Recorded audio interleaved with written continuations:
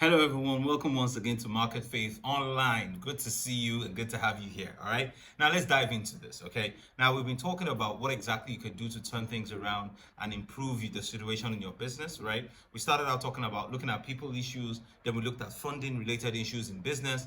And then the last time I started out the first part of this conversation, and a conversation around how you can improve your revenue, how you can improve turnover. What are some of the things that you can do to improve your business, right? I want to really encourage you to go back and watch the video, right? Because it will really help you and serves a foundation for some of the things that I'm going to be talking about in today's video, okay? So if you haven't done that, you want to go there and check out that video, okay? Now, today, I want to dive in a little bit deeper and talk about a few more things that you can do, right? And like I said the last time, what I'm really hoping I will do here is to stimulate your thinking and help you begin to think about some of the things that you can start doing in your business to grow your turnover, to grow your revenue, to grow your sales, whatever it is that you call it. All right. So very important. Okay.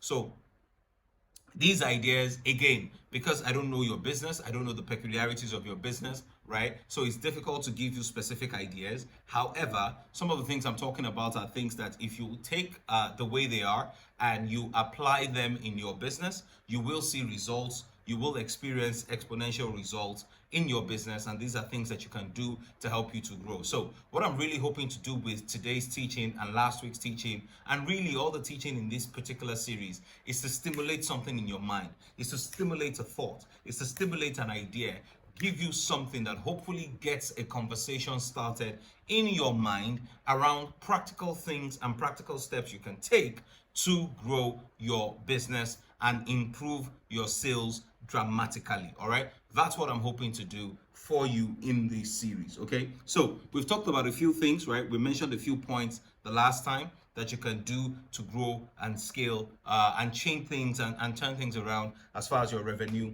is concerned. Okay, so let's talk about a few more things, a few more ideas that you can implement in your business, right? That can help you grow. Now, the first thing I want to say today, again, starting from the things I started talking about the last time, first thing I want to say today is seek help, okay?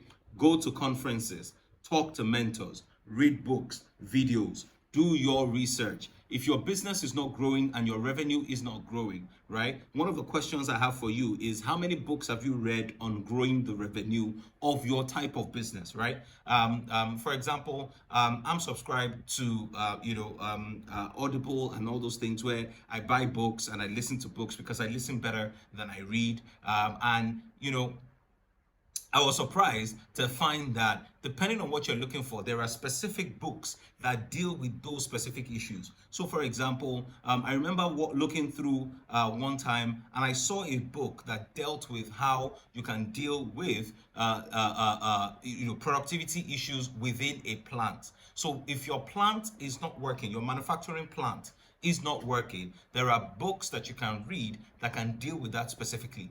If you sell services, right, there are books that have been written on how you can market and sell when you are selling a service, right? There are books that are written on specific issues. There are books, if you run maybe a restaurant, there are books on specific things around restaurants. While there are generic books that you can read that can help you, for example, you can read books on sales, you can read books on marketing, etc. But what I'm saying to you is that beyond those books, if you are in the fashion industry, there are specific books that are written for how to do marketing in the fashion industry. What that does is that it gives you an edge above the ordinary person that is generally, implementing generic thoughts and things that are generic as far as marketing and sales are concerned. All right. So, but it's not just in books, they are in conferences, they are in mentors, right? The question I have for you is that how many people have you spoken to about the problem that you have? What you find is that many people have a challenge growing their revenue, but they only talk to 2 people, they only talk to 3 people. Listen, talk to 20, talk to 30. Talk to as many people as possible, because many times what you need is for an idea to be sparked up in your mind, is for a conversation to change things, is for something to happen to you, right? The question here is this: how hungry are you for solutions? How hungry are you for solutions in your business, right?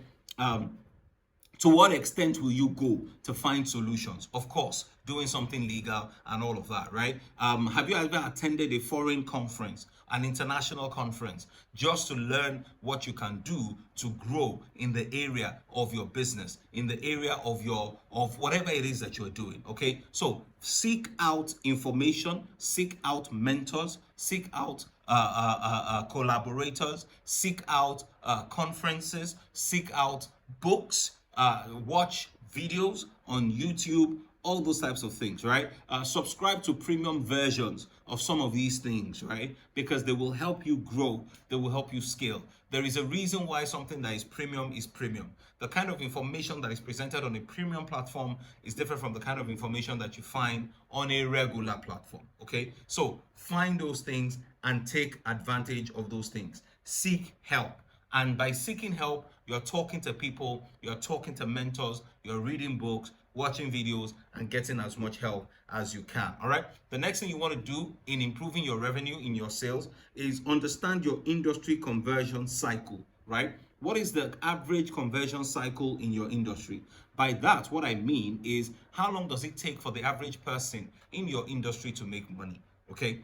So for example, if you sell real estate, how long does it typically take, right, for someone to buy a property? Okay, so if for example a sales cycle takes about 6 months, right, and if you're looking to sell 5 properties that year, that tells you the number of people you need to get within a sales cycle, so that within that year you can achieve your goal, you can achieve your objective.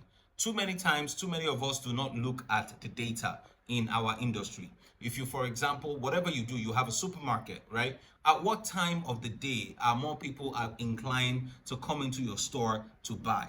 What do you do at those times? Do you optimize for those times, right? Do you optimize for those seasons in your business? If you're in a cyclical business, what exactly are you doing in that business? If in the dry season you experience higher sales and in the wet season you experience lower sales, what exactly is the nature of your business? Understand, your conversion cycle, your industry dynamics. Okay, so if for example, like I said, you sell property, and you know the average duration that it takes to sell a house, you know how many visitors for example you need to be able to achieve revenue. So for example, you know that for every 30 people that make inquiries, maybe only one person buys. One of the things you need to solve for is that if you want 20 people to buy, you need to find 30 times 20, which is 600, to get them to make inquiries. Okay, so you must understand that sales many times is a game of numbers.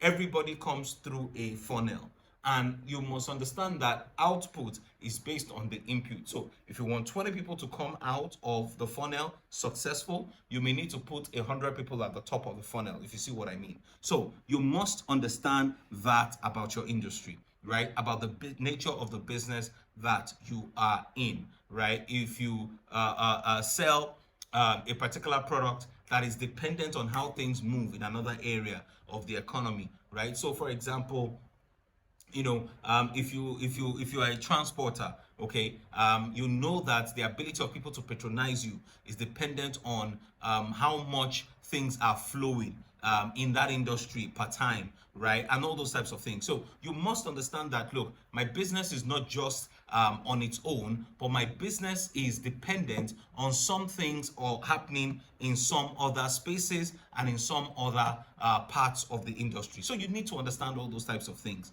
right? I mean, several ideas will come to mind around somebody that is in the fashion industry.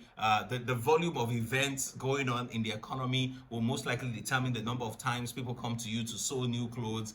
So all those types of things are very important to understand, and you must be tracking those indices as well in your business. Right, the other thing you can do to grow your sales and grow your business is find a business development partner. Find a business development partner, either for equity or you can hire sales representatives, right? Some people haven't started deepening and doing deep things in their businesses, right? You can find somebody who is good at business development, or find people who are good at selling hire them as sales development people, let them sell for you, right? Yes, you have a marketing engine that is going on and running, but you still need salespeople to close out on sales. Marketing creates awareness, sales sells, okay? So you need to do that, okay? Invest in advertising that works for your target market. Invest in advertising that works for your target market. I've said this to entrepreneurs before. If you are in the kind of business where your it is a community business, right? There's no point advertising to people that are not in that community. You run a school. It is unlikely that somebody will drive 20 kilometers to come to your school. Okay, so make sure that you are focused on the people in that area so that they can come to your school. There's no point running ads, in a place that people will most likely not be able to, they are not really in your target. So make sure that your target, your advertising and marketing is targeted and curated for your target audience. Okay, and then you can engage in some of those things. Review your assumptions. Review your assumptions. What are some of the assumptions you've made about your business? Customer needs can change from time to time, and you need to review your assumptions, right? What are some of the assumptions you had about customers in your area that has changed, right? Go back and look at the ABCs. Customers used to come and buy XYZ, but why is that not happening anymore? What assumptions did you make about customers, about your business before, and those assumptions are no longer true? You need to go back and check, right? Customers' needs may have changed. You may want to do a customer satisfaction survey. You may want to take out time to do some of these things just to understand what your customers are going through right now so that you can, take advantage of that. The next thing you can do is what I call seek mutually beneficial partnerships. Who are some of the people that you can partner with that can help you grow your business? So, for example, if you sell property, can you partner with a hotel and people who come to the hotel who are probably thinking that, look, I don't want to always come into a hotel in this space. I won't mind having a small property, that I can go to and all those types of things, right? Is that a meaningful partnership that you can have and pay somebody a commission for that, right? You want to sell certain products. Can you partner with a restaurant? Can you partner with some of the local people in your area, right? I don't see why a fashion person that sells clothes cannot partner with a restaurant in the same area so that when people come in there, it's an opportunity for them to see your flyer, to see something about you, because maybe the people that patronize the restaurant are also people who live in the area, and then you can give them a commission or you can do whatever it is for that. Find mutually beneficial partnerships in your area that you can leverage and take advantage of to grow your business, right? The other thing you can do is appoint a board of advisors. Appoint a board of advisors. Identify 5 to 7 people who can serve as advisors for you.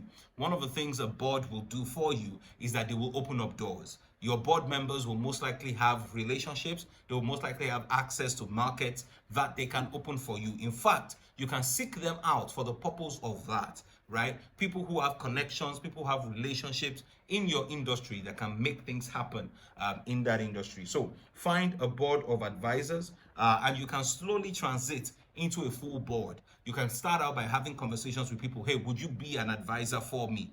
Advise me on business. But what happens typically is this: when they're advising you on business, many of them have ideas as to what you can do and practical things that they can help you do to open certain doors for you in your business. So consider having a board. Seek out international affiliations and partners. Seek out international affiliations and partners. Who are some of the people that you can partner with abroad, that you can bring in their expertise into your industry that can help you grow that business? All right, that's very important. That's also something that you can do to help you scale, to help you grow your business. All right, and then the last thing I want to say to you today is this: consider raising prices. Okay, why not, right? If you haven't raised your prices in a while, consider raising prices, all right, to cover up for some of the costs that you're probably experiencing and all those things. Because the reality is this: if your costs go up, then your price has to go up. Okay, stop trying to be a hero and say that, look, I don't raise prices on customers. You may need to do that so that your business can survive and so that your business can thrive. Hey, I hope some of the ideas that I've shared with you today have triggered something in your mind and in your thinking that will help you grow your revenue, that will help you grow your business. I look forward to hearing good news from you, and I'll see you next time. God bless you.